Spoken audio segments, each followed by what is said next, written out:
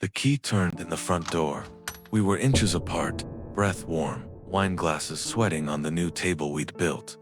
The grocery bag slipped. Oranges spun across the hardwood like sirens.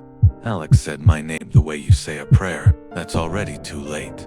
They say the secrets you keep are the ones that end up keeping you. Have you ever found yourself in a love that felt completely wrong yet so right? For 8 months, my secret had a name. Frank. He was the man of my dreams, and also my best friend's married father. I fell for him while we were renovating his house, and every stolen kiss felt like a double betrayal. Now I'm living in the wreckage of the choice I was too scared to make. My confession doesn't start with an explosion. It begins with friendship. Alec and I have been best friends since we were kids. Scraped knees, tragic school photos, the same stubborn dream of escaping our small town. His family felt like mine. Holidays, sleepovers, shared chores, and inside jokes. Frank was always Mr. Anderson to me. A reliable baritone at the edge of the frame. The kind of father who could fix a door with one hand and your mood with the other. Parents live in a separate universe. That's where I kept him, safe, far. The quiet earthquake that shifted everything wasn't divorce, but distance. Alex's mom had a career that took her away for long stretches. Weeks, sometimes months across oceans. The marriage was still intact on paper, but the house filled with a silence that had weight. At 52, Frank was alone with a calendar and a half-lit home. Alec worried. I did too. He didn't need speeches. He needed purpose. Something to do with his hands, so his mind wouldn't swallow him whole. That's where the renovation came in. Let's help him fix up the house, I told Alec. Give it a new life. It felt simple, decent. A kindness for a man who'd always been kind to us. I told myself I was doing it for my best friend's sake. Frank was a handsome man, still muscular, still quick to laugh, but I didn't see him like that. Not then. He was just Frank, Alec's dad. Helping him felt like duty, nothing more, or so I insisted. The first weeks were easy, the three of us tearing down walls, sanding, painting, making dumb jokes over bad radio. It was good, honest work that left our clothes ruined and our faces bright. But Alec's job got demanding. Long shifts ate his weekends. Before I realized it, most evenings were Frank and me. Two stubborn men chasing straight lines in crooked old walls. We stayed late, then later, stubborn with pride and primer. That's when the air started to change. Slowly at first, then all at once. I remember the exact second the ground tilted. We were in the kitchen trying to hoist a cabinet into a space that was an inch too honest. Tight quarters, sawdust in the air, my 28-year-old chest pressed lightly against his. I felt his heat before I felt his hand. Our fingers brushed, and the spark ran up my arm like static looking for a place to live. He paused. He looked at me. In that look, Mr. Anderson disappeared, and Frank stood there, gray at the temples, tired at the eyes, and unmistakably alive. The 24 years between us collapsed to a heartbeat. My own heart hammered. I stepped back. The cabinet thudded. "Careful," he said, voice low. Careful became the problem. After that night, the renovation turned into an excuse with paint on it. We still argued about trim profiles and floor stains, but our conversations slid into the soft, unguarded places, the ones you touch only after midnight. He talked about the loneliness of being married to a timetable and an airport, about waking up to a house that remembered more laughter than it held. The respectable exterior cracked. Something vulnerable shone through. I wanted, fiercely, to protect that light. I brought coffee, without asking. He noticed the small ways I relax when I'm tired. We started learning each other in a series of near misses. Touch got brave before words did. A hand at my back as I reached. Fingers that didn't quite withdraw when passing a tool. One evening he cooked to say thank you. Nothing fancy, but the lights were low and the old soul record played too softly to be a coincidence. We called it not a date, because we were already good at lying in small ways that felt harmless. The first kiss happened in the garage. He walked me to my car, the world soft with rain and cut pine. We stood there in a silence that didn't feel empty. He said my name, just my name, and that was permission enough. The kiss began hesitant, a question pressed to a question, and deepened into something steady and devastating. I felt something inside me lock into place, like finding a door I didn't know I'd been building. After that, I lived a double life. By day, I was Alex's best friend, pretending not to flinch every time my phone buzzed, while I was with his father. By night, I was learning the map of a man I wasn't supposed to want. We stole hours like teenagers. A drive to a town an hour away, where no one knew us. Tea in the corner booth of a diner that never asked our names. Each shared look felt priceless. Each kiss felt like a trespass. The joy was real.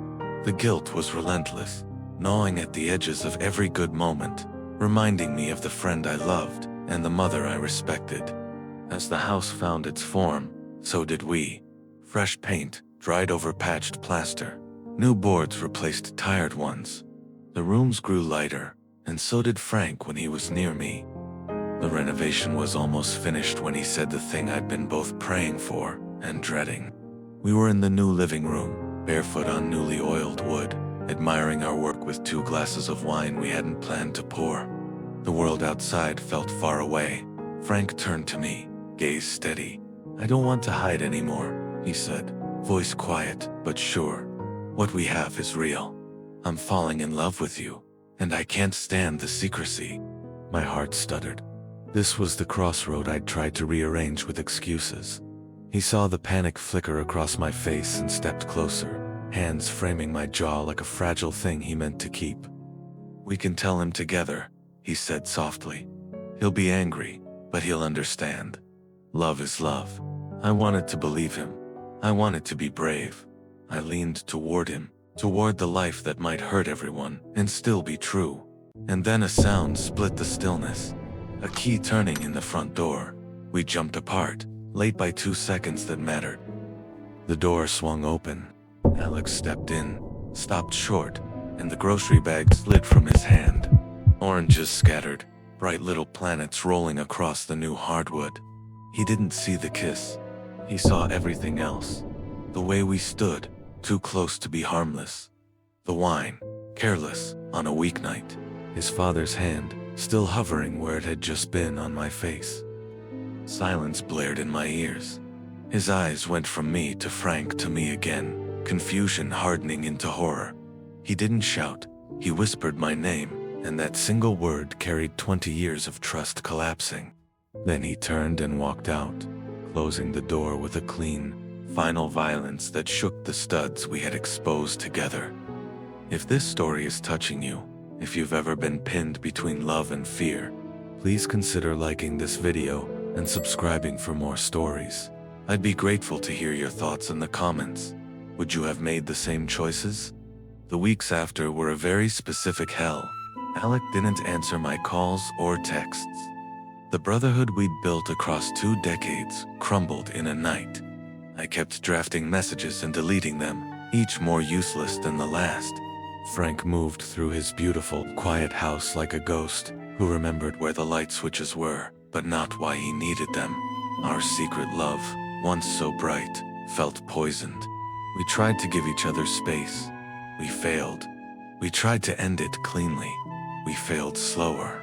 It turns out there's no gentle way to step away from the one place you felt entirely seen.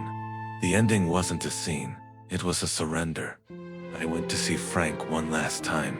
I told him I loved him, and I knew he loved me, but that the secrecy and the lies had become the bones of what we were.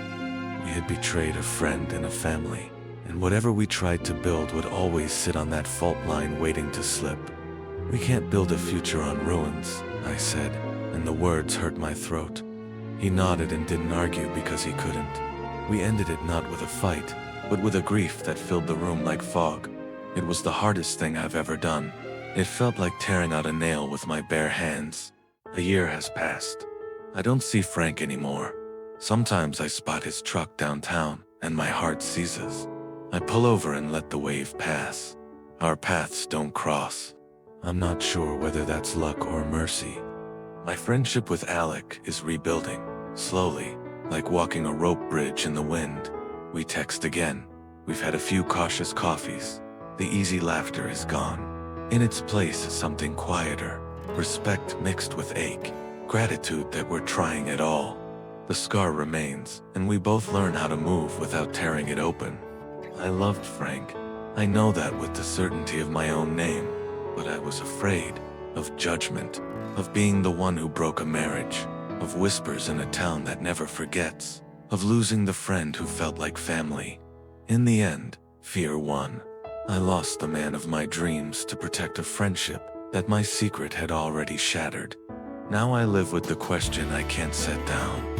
Maybe the greatest betrayal wasn't lying to my best friend. Maybe it was lying to myself about having the courage to fight for love. Would you have been braver than me? We may have it all, up the ladder, down the road, different mysteries, full life mixed with tears.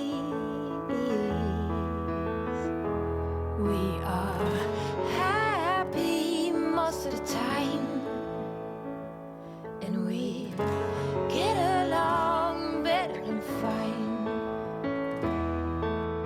Left and right we prayed, through the ups and downs we swayed. It's easy either way.